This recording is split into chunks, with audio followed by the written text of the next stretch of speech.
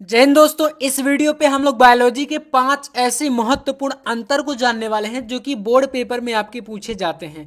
जैसे कि आपको मैं बता दूं, आपका एक क्वेश्चन होता है डीएनए और आरएनए में अंतर। इसी प्रकार के 5 क्वेश्चन मैं आपको इस वीडियो में बताने वाला हूं और उन 5 अंतर को आपको बिल्कुल तैयार कर लेना है। तो सबसे पहला अंतर आपके पास यहाँ पर आता है। चलिए वीडियो को शुरू करते हैं, जो कि है भ्रूण कोश और भ्रूण पोष में अंतर। तो यहाँ पर ये क्वेश्चन जो होता है 2 से 3 नंबर में आता है। मतलब आप ये समझो कि 2 नंबर वाले क्वेश्चन जो कि आपके अति लघु उत्तरी टाइप के होते हैं और 3 नंबर वाले क्वेश्चन जो कि आपके 5वें और 6वें क्वेश्चन के अंतर्गत पूछ जाते हैं, इस टाइप के क्वेश्चन ये होता है। चलिए तो अब यहां पर देखते हैं, यहां से आपका एक तरफ है भ्रूणकोश और एक तरफ है भ्रूणपोष। अब देखिए भ्रूणकोष क्या होता है। एक क्रियाकारी गुरु बीजाणु से परिवर्धित होता है और यह आवृत्तिबीजी पौधों का मादा युग्मकोद्भिद होता है। ठीक है, तो ये भ्रूणपोष है। इधर आपको भ्रूणकोष पोष के बारे में जानना। देखो एक तरफ है भ्रूणकोष और एक तरफ भ्रूणपोष। ठीक है ना, तो ये चीज समझिएगा। अब इसमें क्या होता है, देखो त्रिसंलयन से बने प्रायः त्रिगुणित यानी कि 3N टाइप के केंद्रक से विकसित होता है। अनावृत्तिबीजी पौधों में यह युग्मकोद्भिद N ही होता है। इसका देखिए दूसरा अंतर, भ्रूणकोष जो होता है ये प्रायः केवल 8 केंद्रकों तथा कुछ जीव द्रव्य से बनी सदैव अगुणित संरचना है।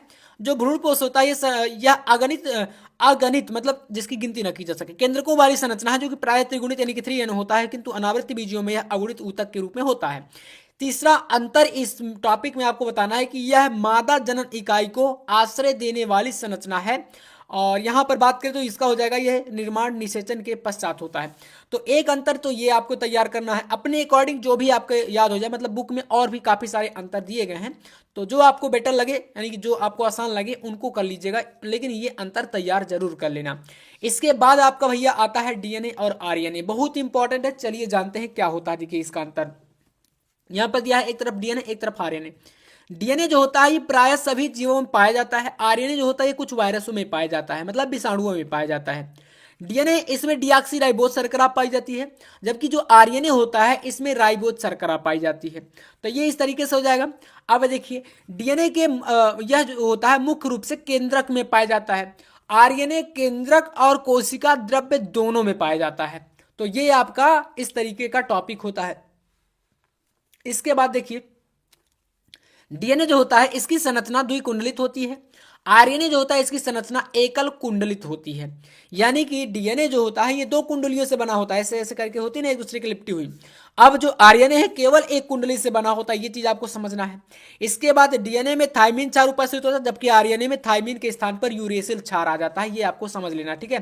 तो ये एक इन दोनों में काफी कॉमन डिफरेंस है, आपको इन अंतर्स को याद कर लेना, ठीक है। डीएनए आरएनए में तो काफी ज्यादा चांस है कि भाई बोर्ड एग्जाम में ये पूछा ही जाता है, ठीक है। तो 5 अंतर यहां पर मैंने बताया। इसके बाद देखिए छठा अंतर है, जो डीएनए होता है ये अनुवांशिक पदार्थ है। हर्षे और चेज का मॉडल आपने पढ़ा होगा, हर्षे चेज का प्रयोग मैंने आपको कई बार बताया भी है, काफी ज्यादा इंपॉर्टेंट है, ठीक है, इसको कर लीजिएगा। इसके बाद यहाँ पर आरएनए जो होता है यह कुछ विषाणुओं का अनुवांशिक पदार्थ होता है। इसके बाद आ जाओ नेक्स्ट यहाँ पर है, यहाँ पर 7वां डीएनए 2 पॉली न्यूक्लियोटाइड श्रृंखलाओं का बना होता है। आरएनए जो होता है एक पॉली न्यूक्लियोटाइड श्रृंखला का बना होता है। ये आपका इस तरीके से 7वां है। 8वां और लास्ट अंतर कर लेना, मैं 8 क्यों बता रहा हूं, इनमें से 4 आपको तैयार करने हैं, जो भी आपको बेटर लगे अच्छे से तैयार हो जाए, लेकिन 4 आपको पॉइंट तैयार कर लेना। डीएनए जो होता है डीएनए से आरएनए का निर्माण होता है, जबकि जो आरएनए होता है आरएनए में जो है कुछ विषाणुओं में ही आरएनए से डीएनए बन सकता है। तो इस तरीके से ये आपका दूसरा अंतर हो जाता है। पहला हमने भ्रूणकोश और भ्रूणपोष में समझा, दूसरा हमारा डीएनए आरएनए में अंतर हो गया। अब आते हैं तीसरा अंतर, देखिएगा तीसरा अंतर है जन्मजात प्रतिरक्षा एवं उपार्जित प्रतिरक्षा में अंतर।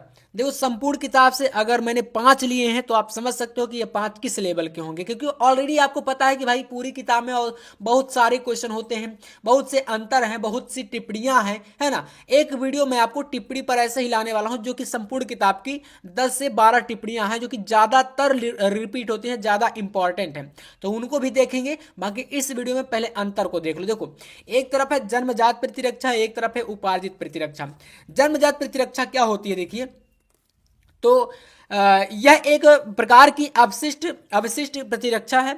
उपार्जित क्या होती है, यह रोगजनक विशिष्टता होती है। ठीक है, इसके अलावा जन्मजात प्रतिरक्षा, यह जन्म के समय से ही उपस्थित होती है। यानी कि जन्मजात मतलब जब शिशु का जन्म होगा, है ना, तो उसी समय से ये क्या होती है, उपस्थित हो जाती है ना। ये प्रतिरक्षा, इम्यूनिटी बोलते हैं इसको, है ना। शरीर के अंदर जो मतलब रोगों से लड़ने की क्षमता होती है वही तो होती है प्रतिरक्षा। तो हमारे शरीर के अंदर अगर कोई बाहर से कोई रोगजनक आ रहा है, उससे लड़ने की जो क्षमता होगी उसको हम बोलेंगे प्रतिरक्षा या इम्यूनिटी। तो ये होता है। अब उपार्जित प्रतिरक्षा क्या है, इसका अभिलक्षण स्मृति है। ठीक है, जन्मजात प्रतिरक्षा में तीसरा अंतर देखो, यह प्रतिरक्षा हमारे शरीर में बाह्य कारकों के प्रवेश के सामने विभिन्न प्रकार के अवरोध खड़ा करने से अर्जित होती है, जैसे शारीरिक रोध। ठीक है ना, शारीरिक रोध को हम बोलेंगे जन्मजात प्रतिरक्षा। अब आ जाओ उपार्जित प्रतिरक्षा, देखो क्या है।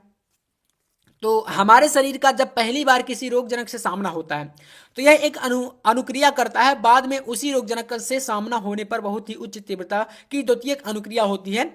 इसमें आपका एक उदाहरण यहाँ पर दिया, जैसे कि मानव जो होता है मनुष्य, इसमें चेचक की बीमारी के लिए जो प्रतिरक्षा होती है वो आपकी कहलाती है उपार्जित प्रतिरक्षा। मतलब ये एक प्रकार की रोगजनक विशिष्टता शुरू में ही बताया गया है, तो ये होती है उपार्जित प्रतिरक्षा, और यह इसका जो अभिलक्षण है वो स्मृति है।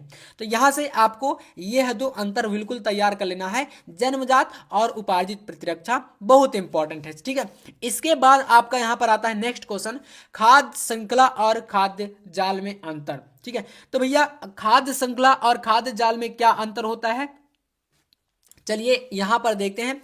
और यहां पर ये बायोलॉजी का चौथा अंतर है। ऐसे मैंने बताया कि 5 अंतर कौन कौन से हैं वो मैं इस वीडियो में बताने वाला हूं। तो चलिए खाद्य श्रृंखला और खाद्य जाल में अंतर देखते हैं। देखिए पहला अंतर, यह एक सरल प्रकार की संरचना है, कौन, खाद्य जाल, खाद्य श्रृंखला, और जिसमें ऊर्जा का स्थानांतरण एक जीव से दूसरे जीव में होता है तथा प्रत्येक पोषी स्तर पर एक ही जीव की जाति होती है।